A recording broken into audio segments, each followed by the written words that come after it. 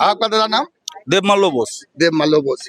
तो अभी जो बीजेपी एक एजेंडा लेके आई है पश्चिम बंगाल में इलेक्शन से पहले, तो आम जनता को अब किस तरह से समझा पाएगा? खास करके मैं गांव की बात कर रहा हूँ। शहर के लोग तो समझदार हैं, वीडियो देख रहे हैं, कहीं कोई समझ रहे हैं कि वो वादा उनका जो भी है, लेकिन यहाँ तो वो अलग ढंग से लोगों को समझा रही है।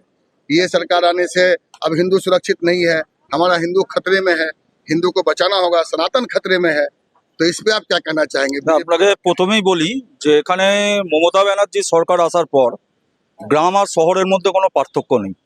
গ্রামের মানুষকে আর বোকা বানানো যাবে না।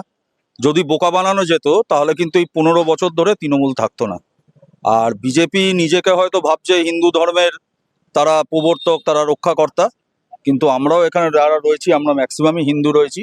আমরা জানি আমাদের ধর্মে কাকে আমরা মানি। সেক্ষেত্রে আমাদের নরেন্দ্র মোদীজি বা তাদের নেতৃত্বকে কি বললো हम्म, সেই নিয়ে আমাদের কিছু যায় আসে না। तो इसे लगता है कहीं यहाँ पर कि हिंदू लोग खतरा में है? नहीं नहीं नारी सुरक्षा है, नारी सुरक्षा के लिए दीदी जब तक रहेगा नारी सुरक्षा रहेगा। बीजेपी का ये भी आरोप है कि यहाँ पे महिला सुरक्षित नहीं है, रात में नहीं निकल सकती है महिला। नहीं, सब जगह तो लाइट फाइट लगा दिया।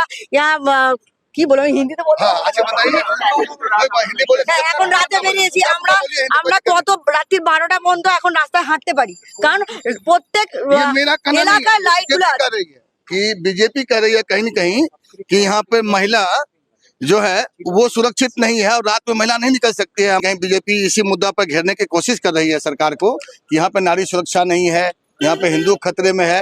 हालांकि हमने कुछ महिलाओं से बात किया है, ये बता रहे हैं कि कहीं हमारे पास कोई खतरा नहीं है, जब बोलिए तब निकल सकते हैं।